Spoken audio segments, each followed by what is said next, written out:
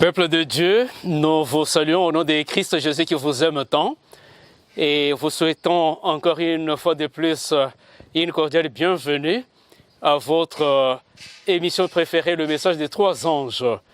Et pour ceux qui n'ont pas été avec nous la semaine passée, nous tenons à vous informer que nous avons abordé un nouveau chapitre, c'est-à-dire une autre série intitulée « Comment faire face aux forces démoniaques ». Et là, nous avons vu les origines des forces démoniaques. Nous avons vu comment est-ce qu'ils font leur résistance à la propagation de l'Évangile. Et nous avons aussi démontré comment est-ce que l'Évangile est triomphant. Nous avons vu la puissance de l'Évangile face aux forces démoniaques. C'est pourquoi, peuple de Dieu, aujourd'hui, nous allons continuer avec cette partie-là qui parle du triomphe de l'Évangile. Ou comment est-ce qu'on peut vivre la puissance de l'Évangile face aux forces démoniaques. Et avant d'aborder cette suite, je vous invite à prier avec moi. Éternel notre Dieu, nous venons humblement devant ta face pour te dire merci de ce que tu nous donnes encore ce beau moment de partager ta parole avec tes enfants. Permets que cette parole qui va sortir de ta bouche, éternel notre Dieu, puisse être une source de guérison et de délivrance à nos aimables téléspectateurs. Que ton Esprit Saint nous éclaire davantage. Que tu commences et termines avec nous. Telle est notre prière de foi que nous t'adressons. Au nom de Jésus-Christ, notre Sauveur et Rédempteur. Amen.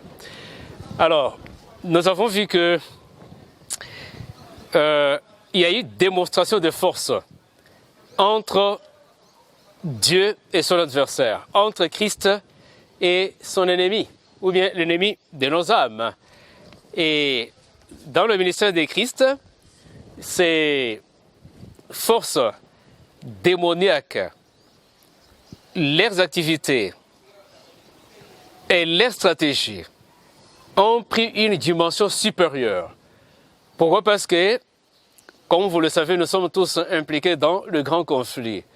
Lequel grand conflit avait commencé au ciel et est descendu ici-bas. Et du jour au jour, il est en train de s'intensifier au fur et à mesure que le retour de Christ s'approche. Alors, bien qu'il y ait eu la démonstration des forces dans l'Ancien Testament, quand Christ est venu ici-bas, cette démonstration de force entre les deux camps a atteint certaines dimensions, a pris une autre intensité. Et à l'époque des apôtres, ces derniers n'ont pas été épargnés. Il y a eu aussi des attaques, de l'opposition de la part du camp adverse. Et c'est ce que nous allons découvrir aujourd'hui.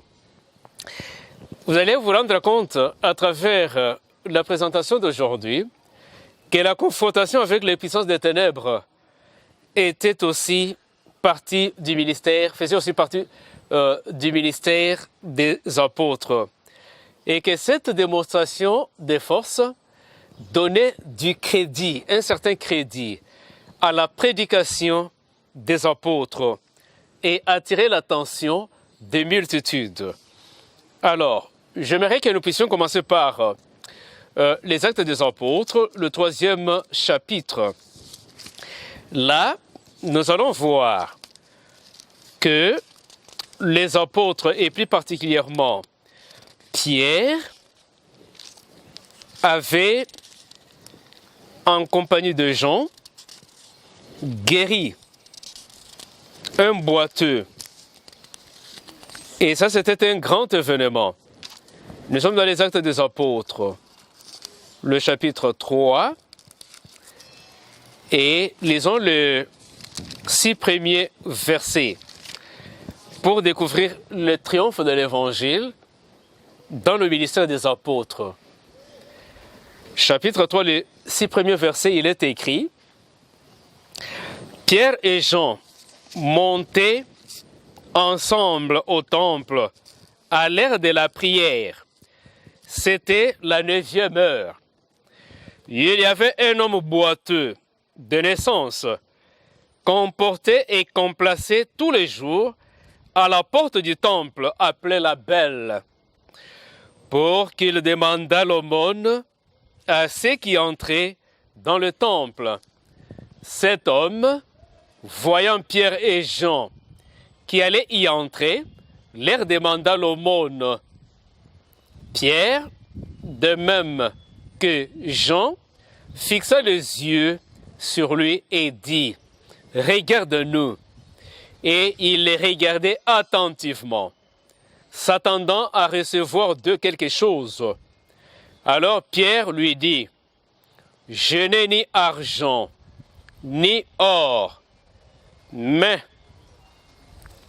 ce que j'ai, je te le donne.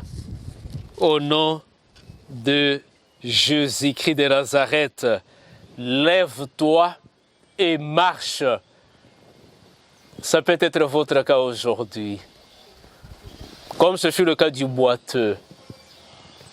Mais cette parole de Dieu peut être une source de guérison, des miracles, de votre délivrance. Juste en ayant la foi telle que le boiteux en avait. Alors, nous remarquons tous ensemble que, à travers ce passage, il y a eu la guérison. Les apôtres commencent aussi leur ministère avec des guérisons, en opérant des guérisons et des miracles. Donc des délivrances.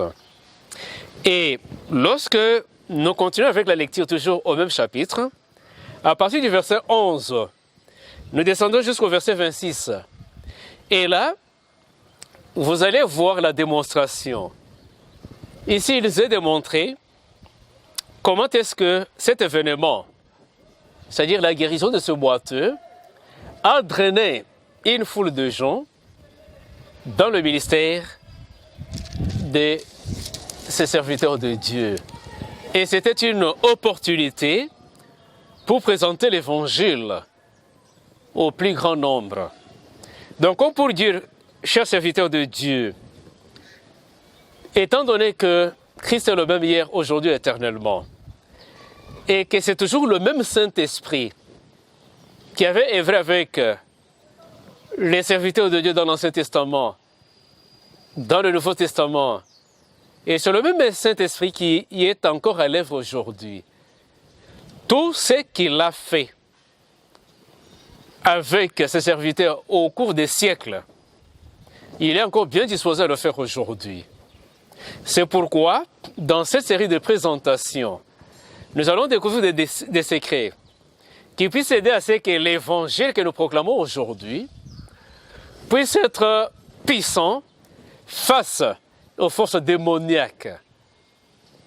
Pour que vous qui entendez cet évangile, que vous puissiez être guéris, délivrés de la possession démoniaque. Et c'est encore possible aujourd'hui. Lisons à partir du verset 11 pour voir les conséquences de la guérison opérée dans les 6 premiers versets. À partir du verset 11, nous descendons jusqu'au verset 26e, jusqu'à la fin du chapitre. Et suivons la lecture avec méditation. Comme il ne quittait pas Pierre et Jean, tout le peuple étonné accourut vers eux au portique dit de Salomon. Pierre, voyant cela, dit au peuple, « Hommes israélites, pourquoi vous étonnez-vous de cela? Pourquoi avez-vous les regards fixés sur nous, comme si c'était par notre propre puissance ou par notre piété que nous eussions fait marcher cet homme? » Et ça, nous devons le signaler. Ce n'était pas par leur propre force que le boité avait marché. Il y avait une puissance d'en haut. C'était la parole. C'était Christ lui-même. C'était le Saint-Esprit qui avait agi à travers eux. Ils n'étaient que des instruments inutiles entre les mains du Seigneur. Et le Seigneur accomplissait des miracles à travers eux.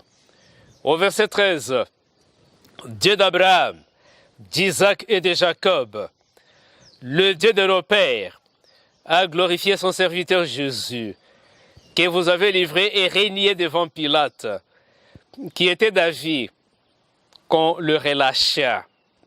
Vous avez régné le saint et le juste, et vous avez demandé qu'on vous accordât la grâce d'un meurtrier.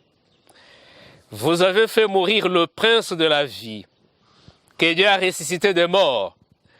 Nous en sommes témoins. C'est par la foi en son nom que son nom a raffermi celui que vous voyez et connaissez. C'est la foi en lui qui a donné à cet homme cette entière guérison en présence de vous tous. Et maintenant, frères, je sais que vous avez agi par ignorance, ainsi que vos chefs. Mais Dieu a accompli de la sorte ce qu'il avait annoncé d'avance par la bouche de tous ses prophètes, que son Christ devait souffrir. Repentez-vous donc et convertissez-vous pour que vos péchés soient effacés, afin que des temps de rafraîchissement viennent de la part du Seigneur et qu'il envoie celui qui vous a été destiné, Jésus-Christ, que le ciel doit recevoir jusqu'au temps du rétablissement de toutes choses, dont Dieu a parlé anciennement par la bouche de ses saints prophètes. Moïse a dit, « Le Seigneur votre Dieu vous suscitera d'entre vos frères un prophète comme moi, vous l'écouterez dans tout ce qu'il vous dira. Et quiconque n'écoutera pas ce prophète sera exterminé du milieu du peuple. Tous les prophètes qui ont successivement parlé depuis Samuel ont aussi annoncé ce jour-là. Vous êtes les fils des prophètes et de l'alliance que Dieu a traitée avec vos pères en disant à Abraham, toutes les familles de la terre seront bénies en ta postérité.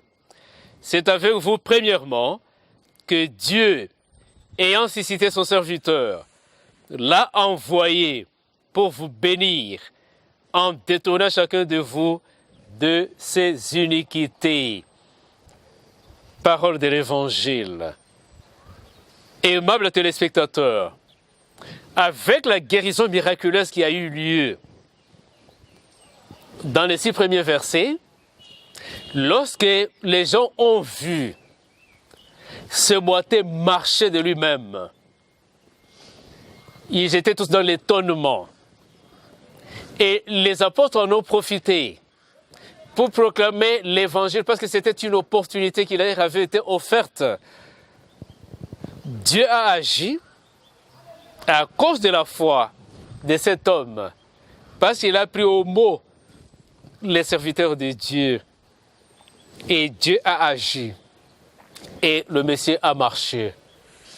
Et les gens étonnés, alors qu'ils s'approchaient pour voir ce miracle-là, les apôtres en ont profité et ils ont proclamé encore une fois de plus l'évangile à cette foule qui était venue là-bas.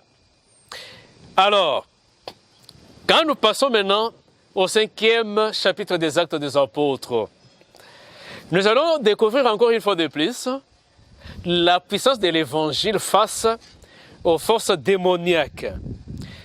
Prenons le chapitre 5e et lisons à partir du verset 12 jusqu'au verset 16. Et là, il est écrit, beaucoup de miracles et des prodiges se faisaient au milieu du peuple par les mains des apôtres. Ils s'étaient tous ensemble au portique de Salomon. Et aucun des autres n'osait se joindre à eux, mais le peuple les louait hautement. Le nombre de ceux qui croyaient au Seigneur, hommes et femmes, s'augmentait de plus en plus, en sorte qu'on apportait des malades dans les rues et qu'on les plaçait sur des lits et des couchettes, afin que lorsque Pierre passerait, son ombre au moins couvrait quelqu'un d'eux et ils obtenaient la guérison. Et ça, c'était des actes de foi. Ils ont vu ce que les apôtres avaient fait. Et pendant qu'ils continuaient à prêcher l'évangile, les gens accouraient de part et d'autre. Et parce qu'ils ont vu ce qui avait été opéré comme un miracle, ils amenaient aussi des malades, afin qu'ils puissent être guéris par l'évangile éternel. Et c'est comme ça que ceux qui les amenaient se disaient même que si l'ombre des apôtres pouvait les fisques toucher la personne malade, la personne guérirait. Ça, c'était des actes de foi. Et aujourd'hui encore, aimables téléspectateurs, nous avons besoin de cette foi-là. Comme ces chrétiens de l'Église primitive, si aujourd'hui les miracles ne s'opèrent pas à la suite de la proclamation de l'Évangile, c'est que la foi fait défaut. Nous devons encore expérimenter cette foi-là. Donc, dans les Actes des Apôtres, au chapitre 5e, à partir du verset 12 jusqu'au verset 16e, nous voyons encore une démonstration. Dans ce passage, nous montre que parmi les facteurs qui ont attiré des gens à l'église primitive, il y avait de la puissance de Dieu, laquelle puissance était manifeste dans le ministère des apôtres. Et progressons toujours. Cette fois-ci, au 8e chapitre des Actes des Apôtres. Car comme vous le savez, les Actes des Apôtres, c'est l'Église en chantier. Les apôtres étaient en train d'ouvrir des églises à la suite de leur prédication. Et ici, dans ce chapitre, lisons à partir du verset 4 et descendons jusqu'au verset 8e.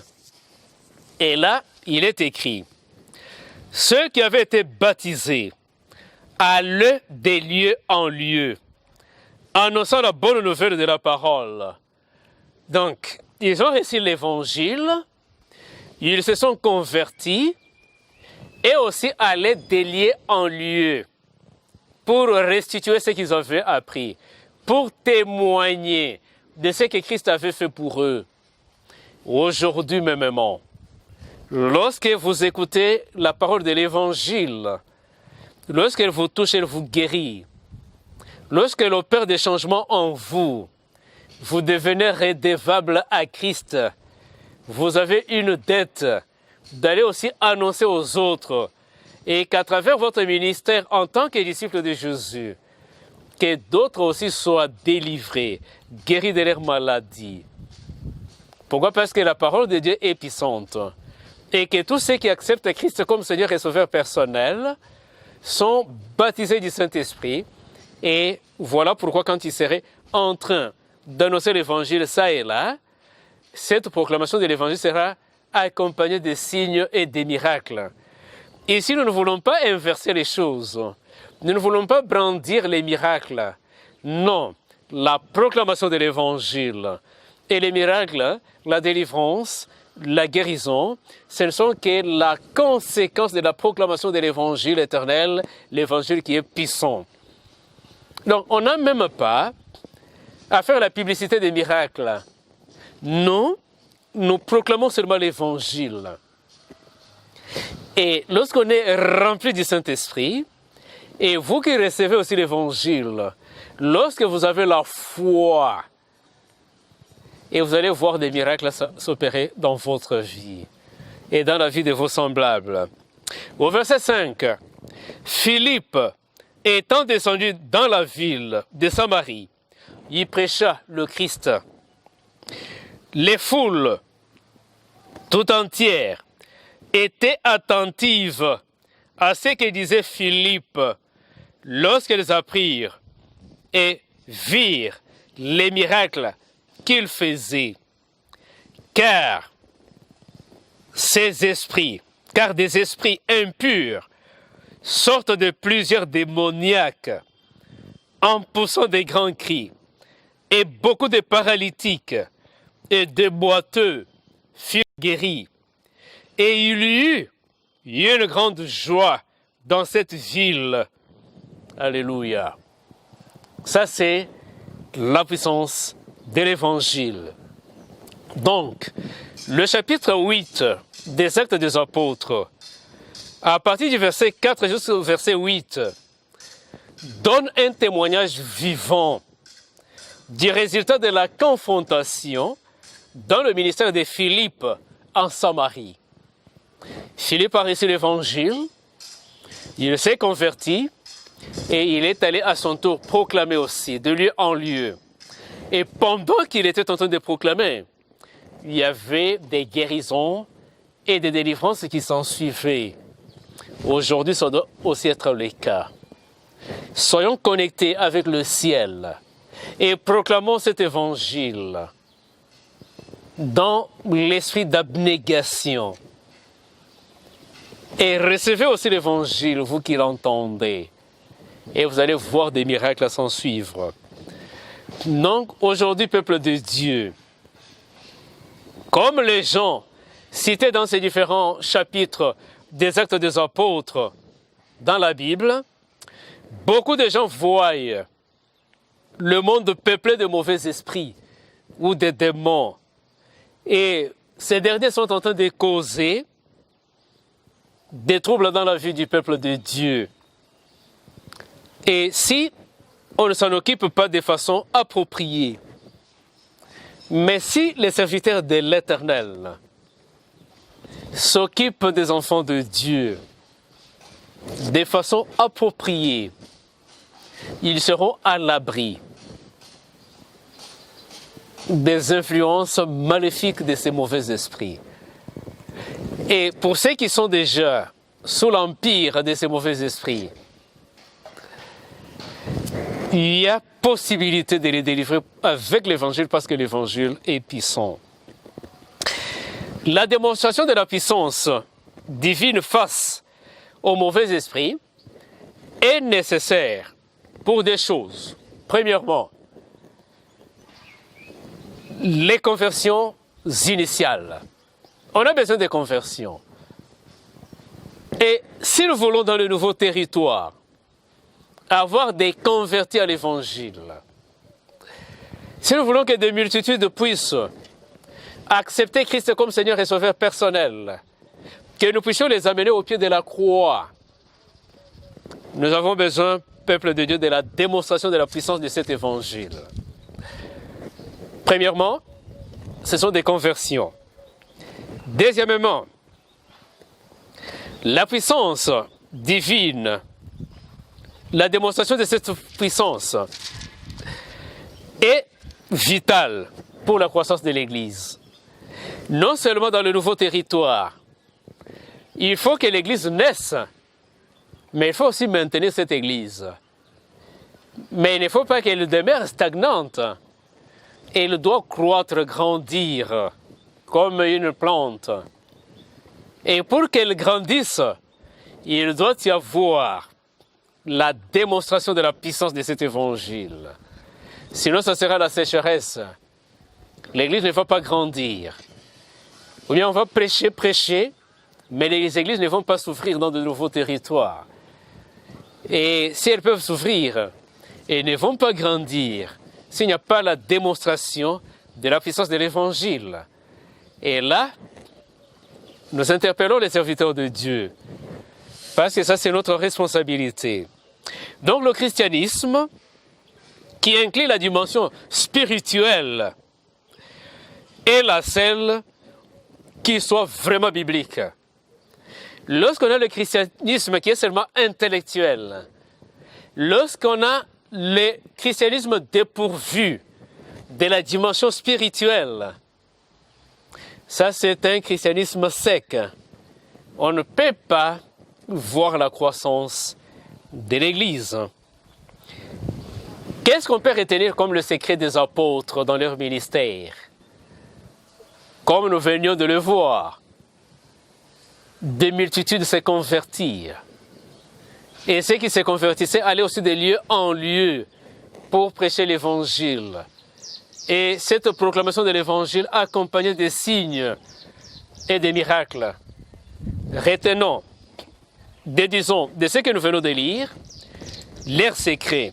Premièrement, à la Pentecôte, il y a eu l'effusion du Saint-Esprit. Aujourd'hui encore, nous avons besoin de l'effusion du Saint-Esprit. Nous avons besoin de Pentecôte. Et heureusement, Dieu avait promis cela. Qu'au dernier jour, il va envoyer son esprit. Et que son esprit va nous aider à accomplir la mission. À la Pentecôte avec les apôtres, c'était la pluie. C'était la première pluie. Et en ce temps de la fin, nous avons besoin de la pluie de l'arrière-saison. Je peux parler de Pentecôte bis. Nous avons besoin de la Pentecôte aujourd'hui. Ça, c'était le secret des apôtres. Lorsque Christ a fait son ascension, ils sont restés silencieux. Ils n'ont rien fait. Et c'est à partir de la Pentecôte qu'ils ont reçu la puissance pour proclamer. Et les miracles s'en suivaient. Aujourd'hui encore, peuple de Dieu, si nous ne sommes pas encore baptisés du Saint-Esprit, notre évangile sera sec. Nous n'allons pas vivre les résultats tels que c'était vécu à la Pentecôte avec les apôtres. Voilà pourquoi aujourd'hui, peuple de Dieu, Nous devons avoir faim et soif du Saint-Esprit comme jamais auparavant. Et nous allons voir des miracles accompagner la proclamation de l'Évangile. Donc, comme premier secret des apôtres, c'est la Pentecôte, l'effusion du Saint-Esprit, le baptême du Saint-Esprit. Et aujourd'hui, vous et moi en avons besoin. Deuxièmement, ils manifestaient cette soif-là. Ils renouvelaient leur consécration jour après jour. Nous n'avons pas de limites pour recevoir l'effusion du Saint-Esprit. Ça doit être une expérience quotidienne. Jour après jour, nous devons demander le baptême du Saint-Esprit. Chaque fois que nous sommes à genoux, nous pouvons avoir autant de requêtes. Mais parmi ces requêtes-là, que celle du Saint-Esprit, du baptême du Saint-Esprit ne puisse pas manquer. Et c'est comme ça que nous irons en train de progresser, de pénétrer de nouveaux territoires et de gagner des multitudes à Christ. Et dans la suite de notre proclamation de l'Évangile, il y aura des miracles qui vont s'accomplir. C'est à cette condition-là, peuple de Dieu, que le monde se rendra compte que le Dieu de la Bible est le plus puissant que les idoles et les mauvais esprits. Ça, c'est une réalité. Les mauvais esprits étaient au ciel au départ. Lucifer était un ange de Dieu. Et c'est quand il s'est révolté contre son Créateur qu'il a été précipité. Et avec un tir d'ange. Ils ont été créés par Dieu. Mais aujourd'hui, c'est ce Dieu-là qui vous a créé, qui m'a créé. C'est celui-là qui nous a rachetés, qui est encore digne, capable de nous délivrer. Et lorsque nous sommes remplis du Saint-Esprit, nous allons expérimenter la puissance de ce Dieu-là à travers sa parole. Et chaque fois que nous allons partager la parole de Dieu avec les autres, automatiquement, dès qu'ils reçoivent cette parole dans leur cœur, la parole va les sanctifier, la parole va brûler tout ce qui n'est pas de Dieu, cette parole va chasser des mauvais esprits qui sont venus habiter le temple du Saint-Esprit. Et c'est comme ça la délivrance. C'est pourquoi, aimables téléspectateurs, chaque fois qu'il est temps de suivre les missions des 3 anges, invitez les amis, invitez les membres des familles, invitez les voisins, suivez ensemble, car en suivant cette parole, elle ne retourne pas sans effet. Elle va accomplir les desseins de Dieu. Et même s'il y a des malades qui sont en train de suivre cet évangile éternel, cette parole puissante, et cette parole qui entre dans leur vie, même s'ils sont paralysés, même s'ils ont des maladies incurables, par la foi, ils seront sauvés par cette parole. Car c'est ce que nous avons vécu dans le ministère des apôtres. Et Dieu n'a pas changé. Il continue à être le même, hier, aujourd'hui et éternellement. Bien-aimés dans le Seigneur, parlant toujours du triomphe de l'Évangile, j'aimerais attirer votre attention sur un fait, que lorsque nous avons affaire aux puissances des ténèbres, nous en tant que chrétiens, impliqués dans les ministères évangéliques, nous sommes appelés à comprendre que Satan n'est pas quelqu'un qui doit être combattu avec n'importe quelle connaissance. Non. Vous voulez combattre quelqu'un, vous voulez combattre Satan, ainsi que ses agents. Vous, en tant que chrétien, il faut avoir des connaissances bibliques, la vraie vérité. Parce que c'est la vérité qui affranchit, pas le mensonge.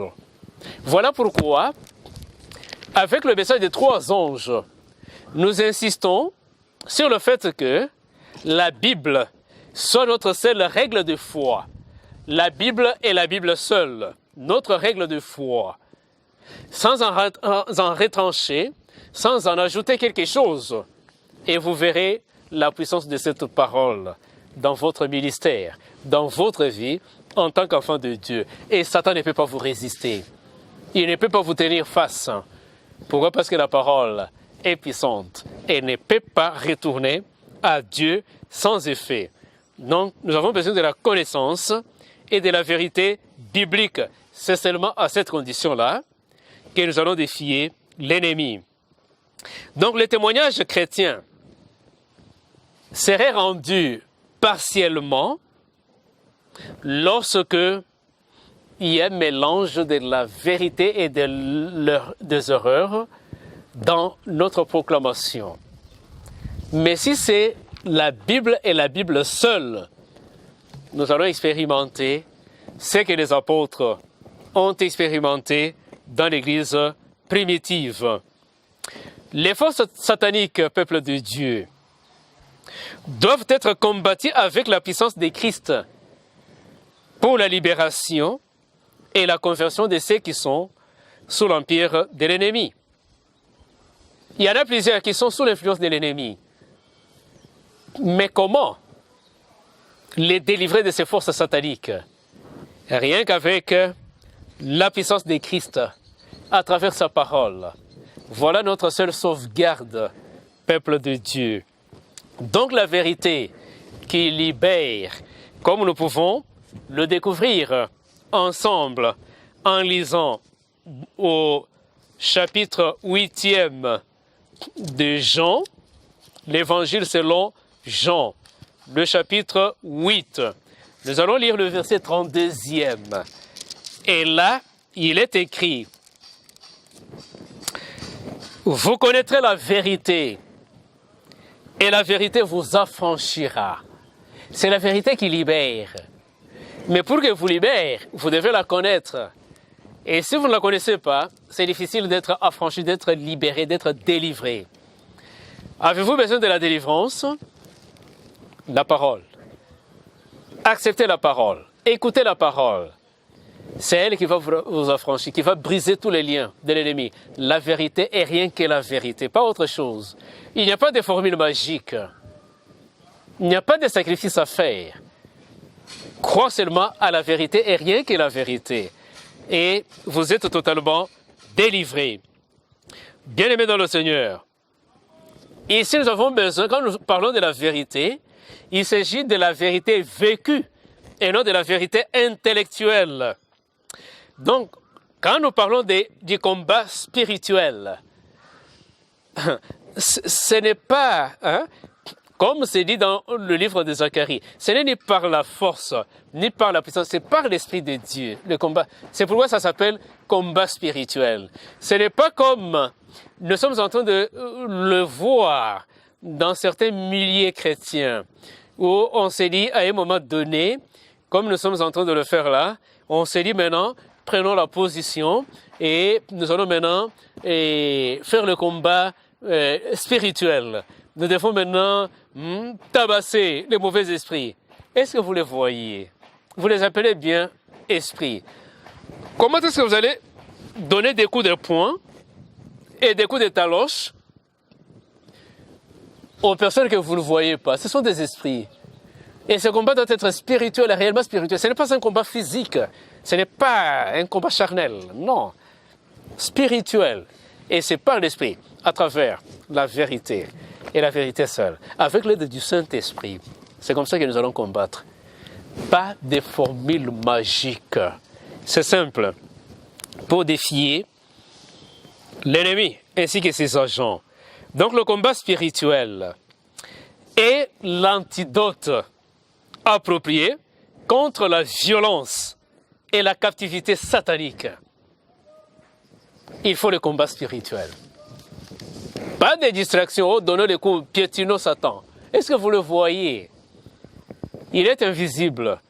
Voilà pourquoi, dans ce combat, nous devons nous engager à travers la vérité, la parole de Dieu, et avec l'aide du Saint-Esprit.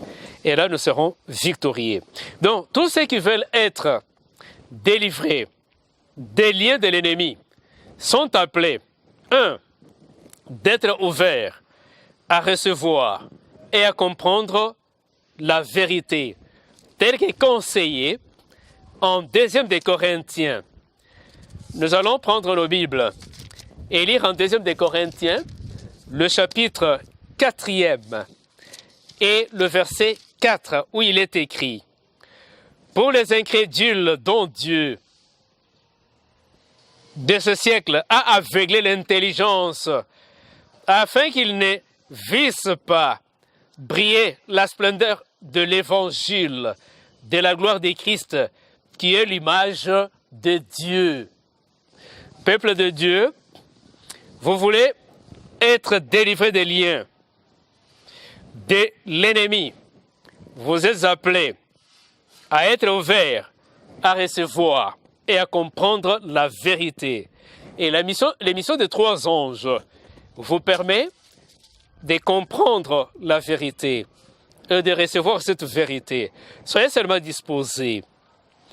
Et aussi, deuxièmement, un autre secret qui vous est recommandé pour être plus que vainqueur dans cette situation, pour être délivré de tous les liens, c'est qu'il faut abandonner les désirs charnels et dépendre totalement de Dieu. La dépendance totale, permanente, constante de votre Créateur et Rédempteur. Voilà ce qui permettra que tous les liens de l'ennemi soient brisés et que tous les anneaux soient rompus. Bien-aimés dans le Seigneur, cela sous-entend un engagement permanent. Vous vous engagez à servir Dieu, à lire sa parole, à la mettre en pratique toute ta vie. Et là, tous les liens seront brisés. Que personne ne vous mente que ça, ce sont des liens familiaux. En tout cas, il n'y a pas moyen de s'en débarrasser. Avec la parole de Dieu, il brise tout, et il coupe tout. Ne soyez pas hantés par l'idée que dans notre famille, c'est toujours comme ça. Les gens ne se marient pas, on a toujours souffert de ceci, notre espérance de vie est toujours courte, c'est toujours la mortalité. Ne vous en faites pas. Ça, ce sont les idées que l'ennemi de nos âmes est en train de nous inspirer. C'est ce qu'il est en train de nous faire croire. Mais il n'en est pas ainsi avec la parole de Dieu. Rien n'est impossible à notre Dieu. Il a des solutions à chacune de nos préoccupations. Peu importe l'hérédité, peu importe ce que les ancêtres ou les parents nous ont légué, la parole de Dieu peut mettre un terme à tout cela. Croyez seulement. Et ce que nous vous disons, c'est par expérience.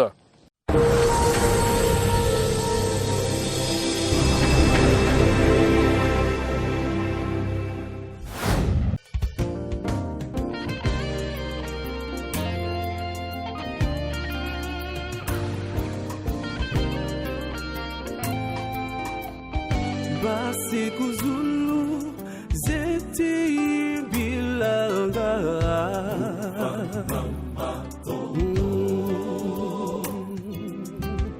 Basiku Zulu zeti bilanga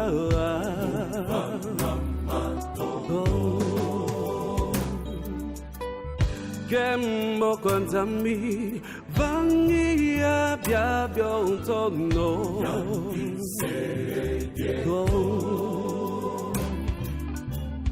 Gembo konzami vangia bia biontono Bakundi milanga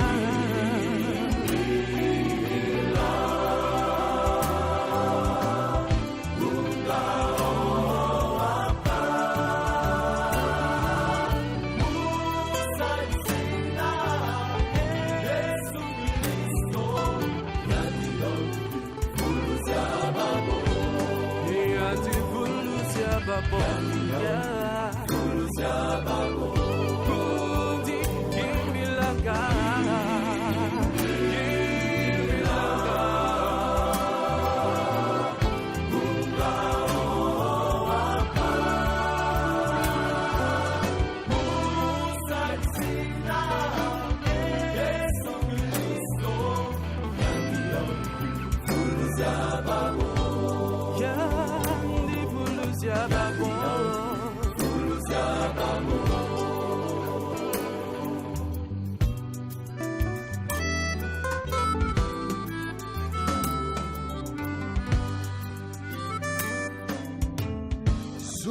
Toto Musari Sinama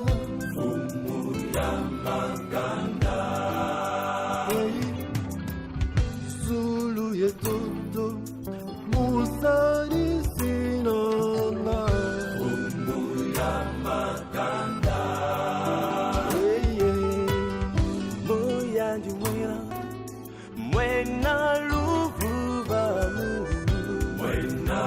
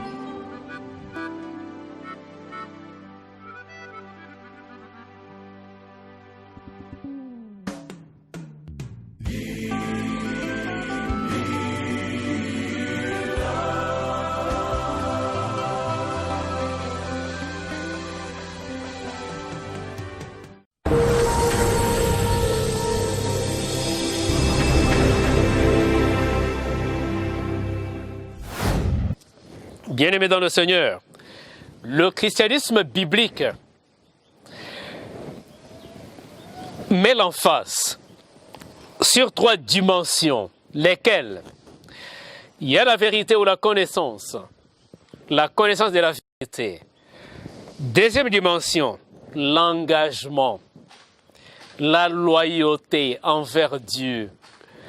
Troisième dimension, la puissance que vous recevrez du Saint-Esprit. Voilà pourquoi je venais de dire que nous avons besoin d'être baptisés du Saint-Esprit, que nous devons avoir faim et soif du Saint-Esprit. Et c'est là que nous trouvons la puissance pour la délivrance et la guérison, ensemble avec la vérité. Donc pour un témoignage chrétien efficace, aucune de ces 3 dimensions ne peut faire défaut. Ne négligez aucun aspect. Veillez à la connaissance de la vérité. Soyez loyal envers votre Dieu. recevez le baptême du Saint-Esprit et vous allez vous-même expérimenter la puissance de l'Évangile. À travers les Saintes Écritures, la vérité va de pair avec une relation étroite avec notre Dieu, ainsi que sa puissance à travers le Saint-Esprit. J'aimerais que nous puissions découvrir cela en lisant 3 passages pour voir le lien qui existe entre les 3 dimensions. Elles vont toujours de pair, ensemble. Prenons Marc chapitre 10, à partir du verset 17 jusqu'au verset 27.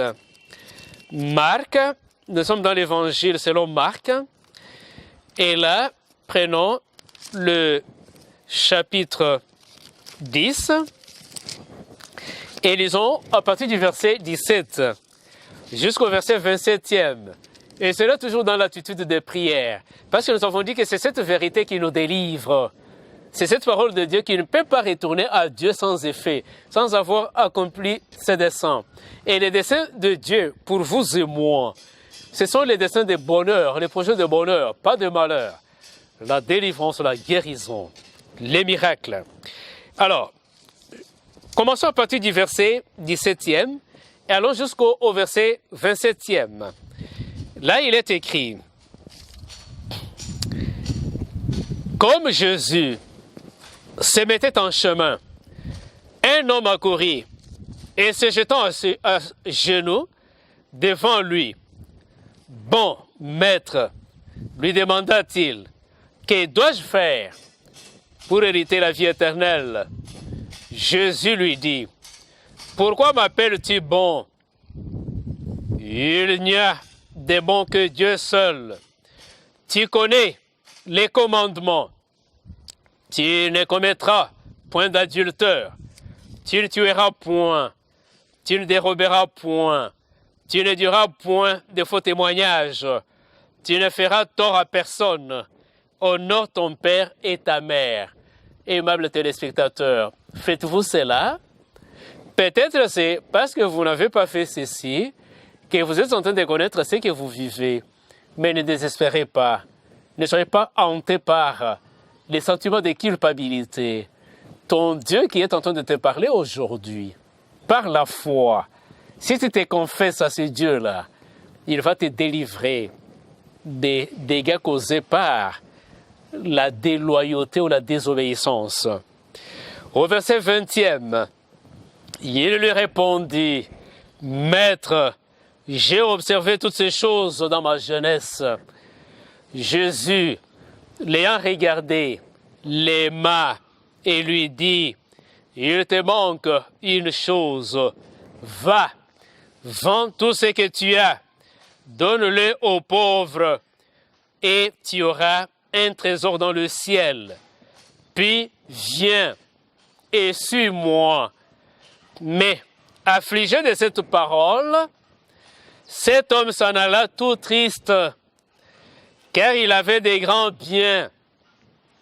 Jésus, regardant autour de lui, dit à ses disciples qu'il sera difficile à ceux qui ont des richesses d'entrer dans le royaume de Dieu. Les disciples furent étonnés de ce que Jésus parlait ainsi. Et, reprenant, il leur dit, « Mes enfants, qu'il est difficile à ceux qui se confient dans les richesses d'entrer dans le royaume de Dieu.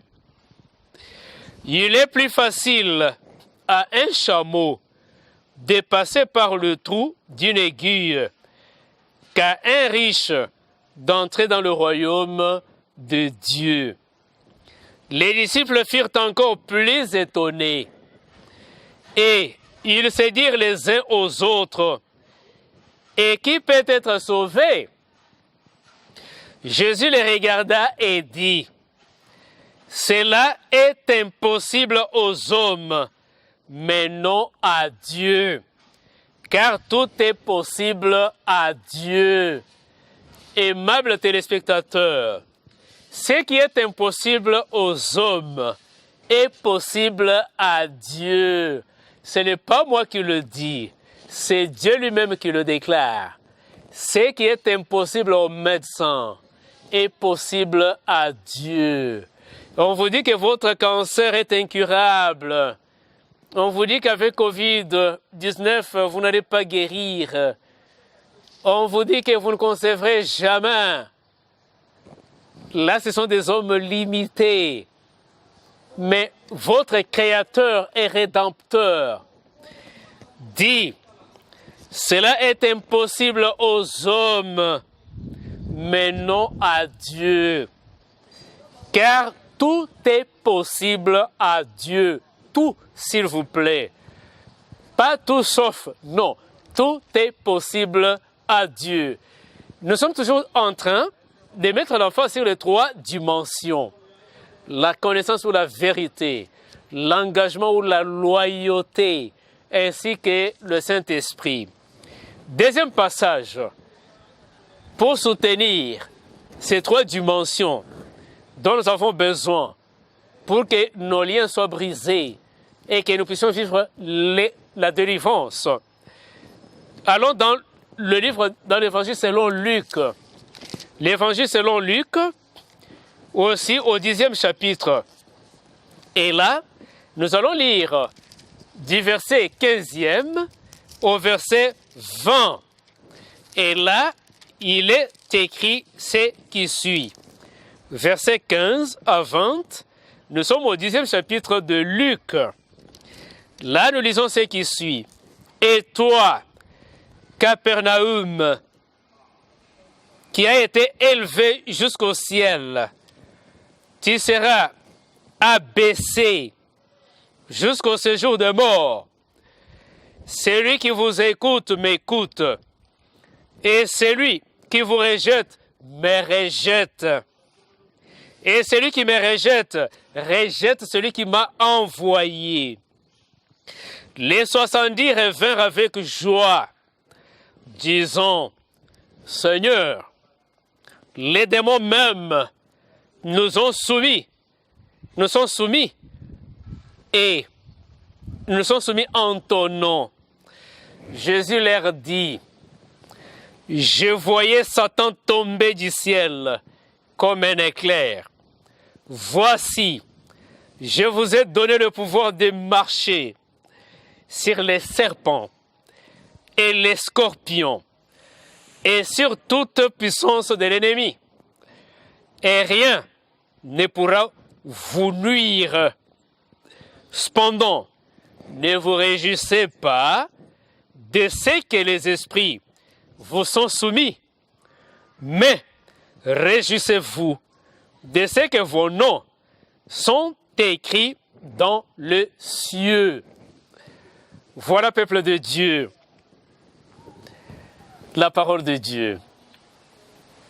Nous devons dépendre du ciel, être obéissants à notre Dieu. Et les apôtres étaient aussi loyaux envers Dieu. Ils avaient la vérité au-dedans d'eux, ils étaient baptisés du Saint-Esprit, et quand ils sont allés, voilà le témoignage qu'ils ont ramené à Christ. De même que nous aussi, baptisés du Saint-Esprit, remplis de la vérité, quand nous allons sortir tout en étant fidèles à Christ, en train de proclamer l'Évangile, et que les signes et les miracles vont s'en suivre, il ne faut pas nous enorgueillir. Que toute la gloire revienne à Christ et à Christ seul. Le dernier passage, pour concrétiser ce que nous venions de dire sur les 3 aspects. Nous sommes en Luc, chapitre 17. Le 17e chapitre de Luc. Et ici, nous allons lire à partir du verset 11 jusqu'à 19. Luc 17, 11 à 19. Et là, il est écrit ce qui suit. Jésus, se rendant à Jérusalem, passait entre la Samarie et la Galilée. Comme il entrait dans un village, 10 lépreux vinrent à sa rencontre, se tenant à distance. Ils élevèrent la voix et dirent: Jésus, Maître, aie pitié de nous. Dès qu'il les eut vus, il leur dit: Allez vous montrer au sacrificateur. Et pendant qu'ils y allaient, il arriva qu'ils furent guéris. L'un d'eux, se voyant guéri, revint sur ses pas, glorifiant Dieu à haute voix. Il tomba sur sa face aux pieds de Jésus et lui rendit grâce. C'était un Samaritain. Jésus, prenant la parole, dit: Les 10 n'ont-ils pas été guéris? Et les 9 autres, où sont-ils? Ne s'est-il trouvé que cet étranger pour revenir et donner gloire à Dieu? Puis il lui dit: Lève-toi, va, ta foi t'a sauvé. Bien-aimés dans le Seigneur, voilà de quelle manière les gens qui étaient malades, les gens qui ont été tourmentés par l'ennemi de nos âmes, ont été guéris par Jésus. La foi. Jésus dit à ce lépreux: Lève-toi, va, ta foi t'a sauvé. La loyauté envers Christ. Nous devons lui obéir. Avec tout ce que vous venez de recevoir au cours de cette présentation, bien-aimés dans le Seigneur, n'endurcissez pas votre cœur. Malgré la situation par laquelle vous êtes en train de passer, peut-être que les serviteurs de Dieu ont prié sans succès. Les médecins ont fait des prescriptions, ils sont allés de prescription en prescription sans succès.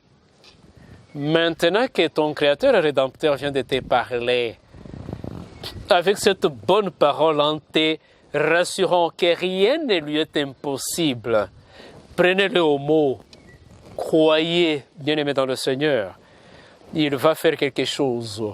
Il n'est pas encore trop tard pour vous. Le Seigneur veut accomplir un miracle dans votre vie, aujourd'hui et maintenant même. Pourquoi ne pas lui donner votre vie? J'aimerais que du fond de votre cœur, en ce moment, en ces instants, que tu puisses présenter ta requête à Christ. Peu importe ta vie passée, même si tu avais des sentiments de culpabilité, il faut t'en débarrasser, tout en sachant que Dieu t'aime. Il avait aimé aussi toutes ces personnes possédées par des démons. Et son amour demeure jusqu'à aujourd'hui. Il t'aime et il veut te guérir, te délivrer comme il l'a fait avec de lépreux. Mais après ta guérison, il faut lui être reconnaissant, il faut lui dire merci, il faut témoigner comme ce lépreux est venu témoigner. Ils ont été au nombre de 10. Mais après la délivrance, tous les 10 ne sont pas revenus dire merci à Jésus. Un seul a reconnu le haut feu de Christ et il est revenu lui dire merci. Et dès que tu seras aussi délivré de la situation qui te tourmente, parce que cette délivrance est possible par ta foi, tu peux aussi t'approcher de Christ et il va aussi te guérir. Présentement même. Et si tu as un être cher, un enfant, un parent, un frère, une sœur, un ami qui est en train de passer par des situations difficiles, dont la vie est en train d'être troublée par Satan et ses agents, à cause de ta foi en sa faveur, Christ peut faire quelque chose pour cet être-là. C'est pourquoi du fond de votre cœur, présente ce cas-là à Jésus avant que nous puissions prier. Et Dieu va agir. Il va intervenir dans la vie, dans votre vie ou dans la vie de votre bien-aimé. Car notre Dieu, c'est un Dieu compatissant. Alors, je vous invite à adopter l'attitude de prière. Vous qui êtes malade, vous qui êtes tourmentés par de mauvais esprits, vous dont les enfants sont tourmentés par le mauvais esprit, vous qui avez des problèmes au service, dans les affaires, tout ne marche pas. J'aimerais que vous puissiez présenter cela à Jésus. Et je demande aussi à frère Claude Kassongo, vous qui avez aussi le problème d'emploi de mise en place au service, et si vous êtes en ligne, soyez disposés, ayez foi. Nous allons dire quelque chose au Seigneur à votre endroit. Nous demandons aussi à Maman Odile, dans le Katanga, à Lubumbashi précisément. Alors que votre mari, Papa Eric, a été injustement incarcéré, nous allons prier aussi en sa faveur pour que Dieu lui-même soit son avocat et qu'il puisse intervenir et faciliter sa libération. Si Papa Jean à Guadolité, vous êtes aussi en ligne, je vous supplie de prendre notre fils Jean-Pierre, qui est paralysé, et l'avoir avec vous. Et je te prie d'être toi-même à genoux, alors que nous serons en train de prier pour Jean-Pierre, afin que l'Éternel, notre Dieu, lui fasse grâce, qu'il puisse encore lui communiquer, lui transférer des énergies, qu'il puisse réconforter ses membres, qu'il agisse, qu'il vous bénisse et qu'il bénisse aussi toute votre famille. Prions le Seigneur. Éternel notre Dieu, Seigneur tendre et compatissant, nos actions de grâce s'élèvent vers ton trône pour ce message que tu viens de nous transmettre grâce à ton Esprit Saint. Merci, Éternel notre Dieu, parce que tu es en train de nous révéler des secrets sur comment faire face aux forces démoniaques. Ton peuple a suivi avec attention et est présentement disposé à recevoir la guérison miraculeuse, la délivrance qui ne peut venir que de toi. C'est pourquoi, avant toute chose, notre Dieu, notre Père, nous te supplions de ne pas tenir compte des fautes et manquements de ton peuple, mais que tu puisses, Éternel notre Dieu, voir les repentir, que tu puisses, Éternel notre Dieu, penser au sacrifice que ton Fils a connu sur le bois du Calvaire, que tu puisses les laver dans ce sang précieux, que tu puisses les sanctifier et les purifier. N'est-ce pas que c'est sur ces meurtricides que nous sommes sauvés?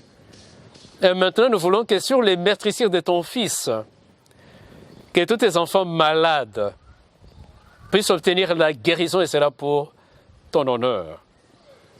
Je te supplie, Éternel notre Dieu, alors que ton peuple a accepté ta vérité, alors que ton peuple a pris l'engagement d'être loyal, alors que tu l'as baptisé de ton Esprit Saint, à partir du moment où ils se sont imprégnés de ta parole, je te supplie, Éternel notre Dieu, de communiquer les tressaillements de ta vie à leur corps affaibli et surtout à notre fils Jean-Pierre, qui présentement est alité, que toi-même tu puisses dire un mot, que tu puisses lui témoigner ton amour, que tu le fasses comme tu as fait avec les autres paralytiques que nous venons de voir dans les Saintes Écritures.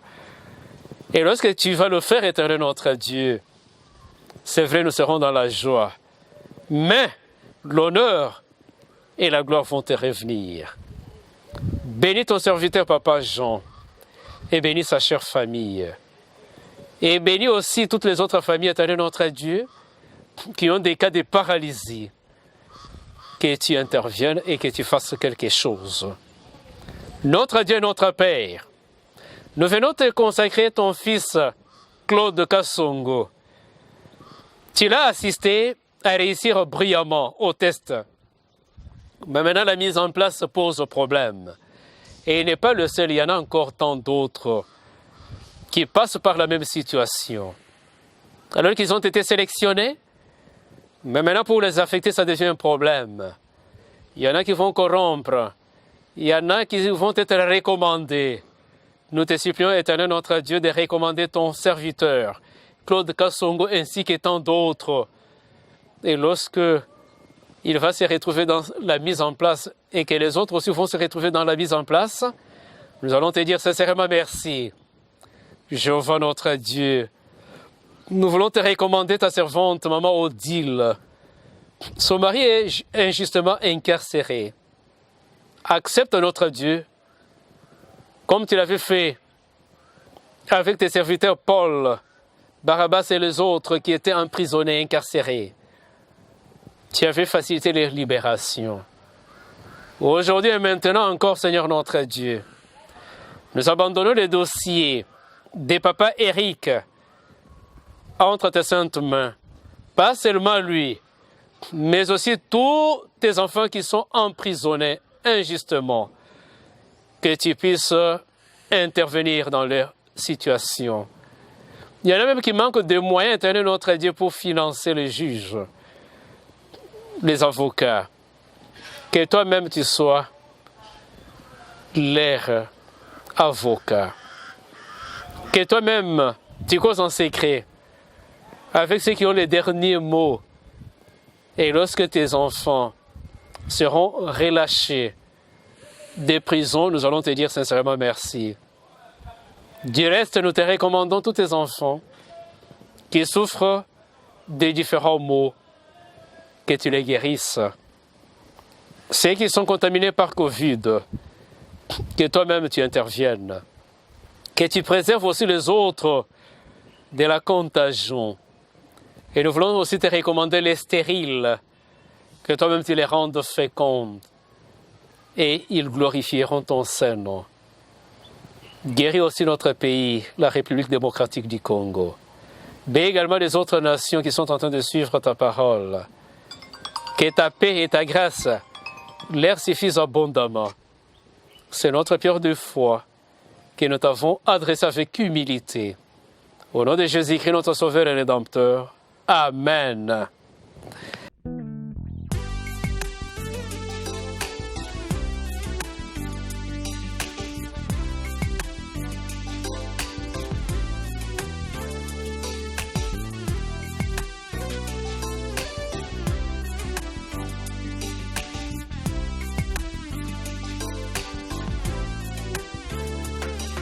Rakati na butu na yo kimongongo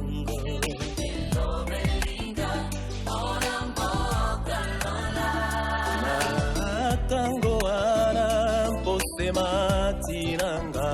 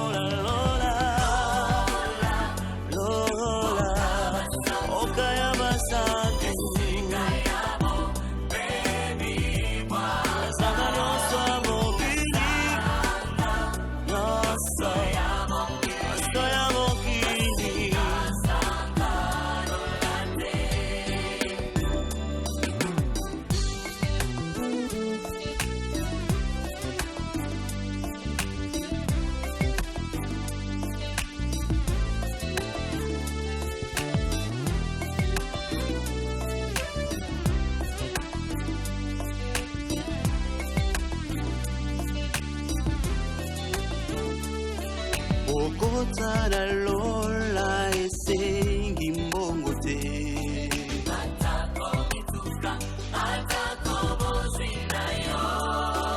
okotana lola esengi laisser passer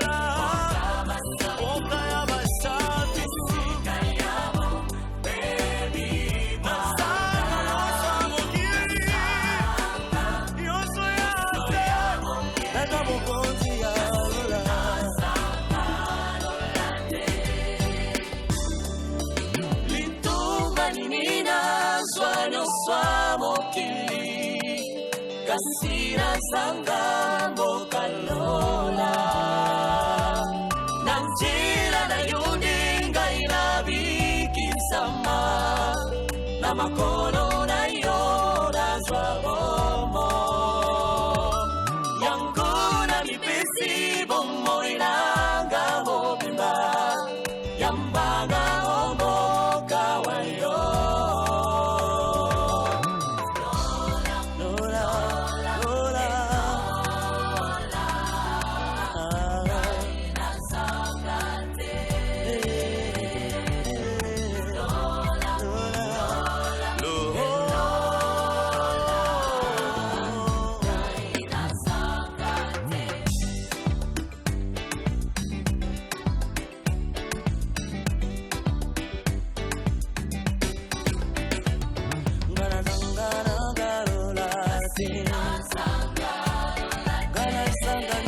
Silola kaya Bosubu punzalola na simano swekolanda Nazanga busga mokili kasina swalola Nazanga nangalola teo Sokina zangilola sole zaline pasi na bomona mgali Sokina zangilola sole zaline wale